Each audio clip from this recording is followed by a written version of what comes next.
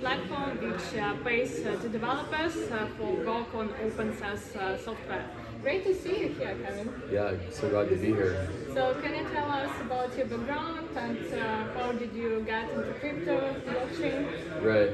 So I've been a CTO, lead developer at several Web2 startups between 2006 and 2017. And in 2017, I had been building various blockchain side projects and launching them. And I really just thought the idea of programmable money was really exciting. And Gitcoin was my sixth side project in the space. So around 2017, ETH went from $10 up to $1,400, which is quite a big run up. And it was around that time that I realized, oh wait, this crypto thing could not be just a side hustle for me. It could actually be what I do professionally. And so Gitcoin was started in 2017. It is our mission to fund open source software developers, and we funded $65 million worth of open source software. You can go to gitcoin.co/results and see our updated results page at any time. So it's been such a blessing to help software developers write Web3 code and get paid for it. And were you involved in other sustainability startups, social impact startups before? Yeah, so I worked at a clean energy startup in Boulder, Colorado called Simple Energy. They're still around. I think they've been merged into a company called Uplight now. And why do you see the big impact in development of open software? Yeah, so I mean, open source is this category of goods called public goods, which basically means that it's non-excludable and non-rivalrous.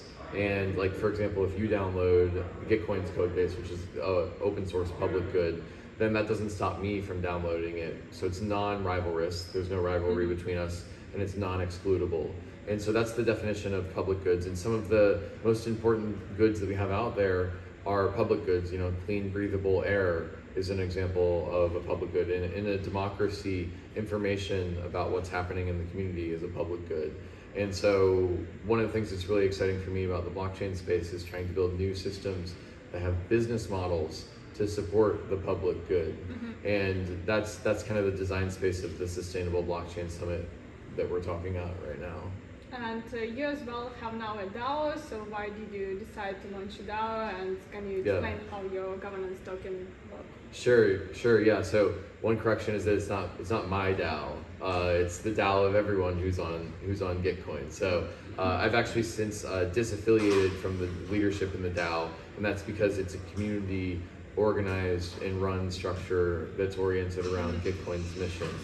But yeah, so GTC is the governance token of the Gitcoin network, and the DAO every quarter runs a Gitcoin grants round, and then it does a retrospective, and then it does budgeting for the next quarter, and then the cycle sort of repeats from there. So the governance token is what imbues the power of legitimacy in how the DAO makes decisions, and it's been going pretty well so far. The DAO has distributed more capital than the company that launched the DAO ever has. So it's been a big adventure, and DAOs are quite a hot topic in the space right now, as you know.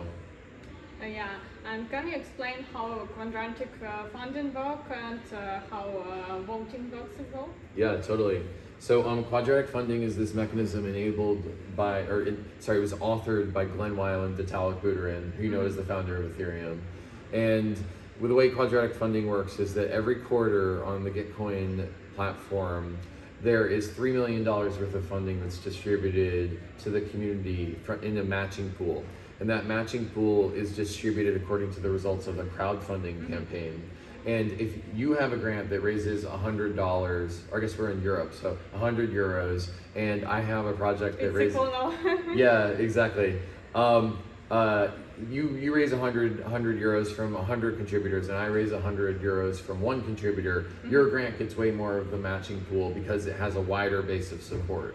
So basically what we're doing is we're optimizing for the preferences of the poor and the many in these ecosystems, not just what the rich people want. Like the rich, one-to-one matching is really great for rich people because they get to double their contributions. So so Quadratic funding is quite powerful because it enables people to contribute and have a meaningful impact on these grants, you could give $1 or €1 and get that matched 100 or 1,000x by the matching pool if a grant is sufficiently popular. So that's quadratic funding. It's become sort of like a regular thing that we do in the Ethereum ecosystem, and our primary product, Gitcoin Grants, is what facilitates that quadratic funding. And as well, you mentioned Gitcoin Passports. Can you explain what is this? Yeah, so quadratic funding suffers from the problem of Sybil resistance, which is basically your grant has 100 contributors, mine has 1, and you're getting way more of the matching pool because of that. Why don't I just make up 100 different accounts and get more of the matching pool? So that's the Sybil resistance problem. Gitcoin Passport is the identity infrastructure within Gitcoin Grants, and it aims to solve for Sybil resistance by making it harder to forge identities, harder to create new accounts. And so basically, quadratic funding is vulnerable to Sybil attacks. Gitcoin's been dealing with it for the last 3 years because we're the largest quadratic funding platform out there. And Gitcoin Passport is our attempt to solve it, not just for us, but hopefully help the rest of the ecosystem solve it also. And do you use ZK knowledge proofs for this Gitcoin Passport or not yet? Yeah, so the way passports work is that there's stamps in the passport, just like when you go through border control. And each stamp is just a way of taking on-chain or off-chain data and putting it into a DID or verifiable credential that's stored on a privacy-preserving data store ceramic network. There are no ZK proof stamps yet, but anyone could easily fork it and add one if they wanted to, and I'm sure that in the future we will have them.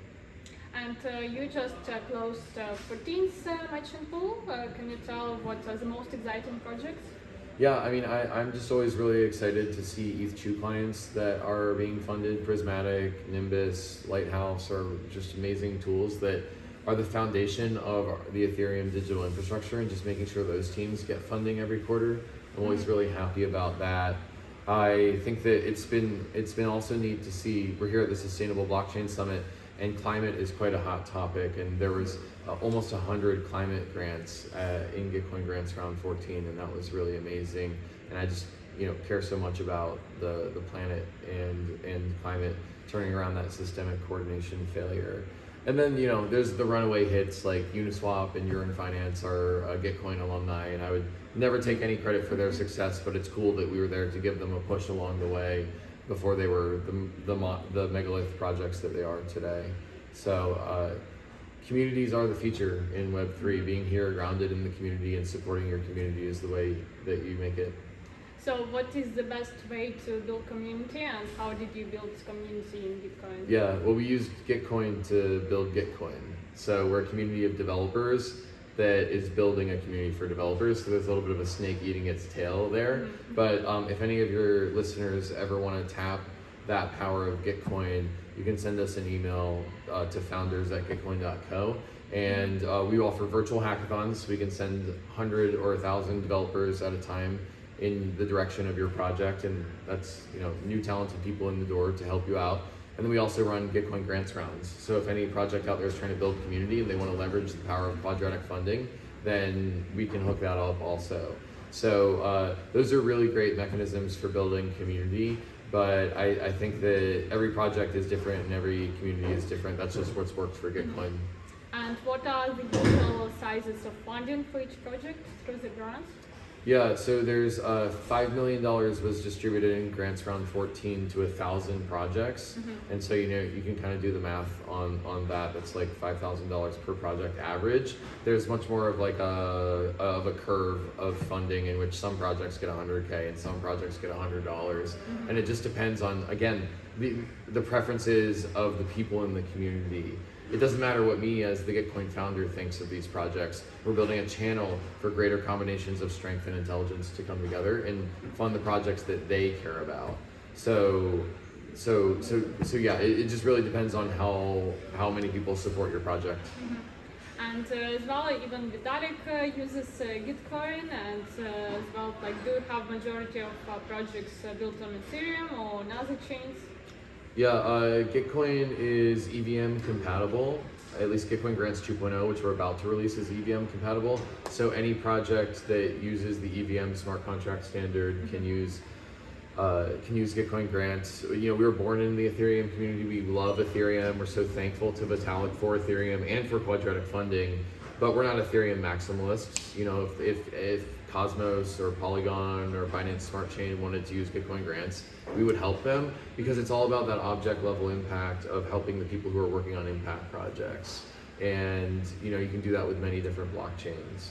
So yeah, TLDR, I'm not an Ethereum maximalist, but we are very thankful to the Ethereum community for letting us call it home for the last few years. And what do you wait from Ethereum merge? What do I think about the Ethereum merge? Yeah. I think that it's going to make Ethereum more deflationary and more carbon neutral, and those both seem like great things to me. But I'm watching from the sidelines just like everyone else. I hope to see the transition to proof of stake go really well, and I think it's going to set Ethereum up for the next couple decades of success. And now we are in some kind of bear market. Do you see the change of sentiment in giving grants to projects? Yeah, I mean, I think that, you know, the great thing about Gitcoin grants is that it's there, or it has been there in both bull markets and bear markets in the past. But the bear markets is when people actually really need the money from Gitcoin grants. You know, when they've got VCs sloshing a lot of money around, then they don't need Gitcoin grants as much.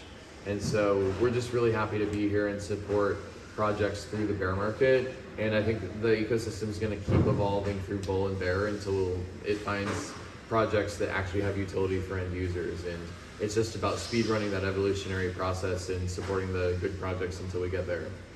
Yeah, so now it's the right time to apply for the grant.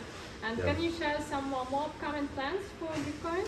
Yep, so go to gitcoin.co/grants and click create grant if you're working on a project. And the next matching round starts in September. So if you do that soon, then you should be in good shape for the next matching round. Next, for Gitcoin, we are turning the Gitcoin Grants platform into a DAO.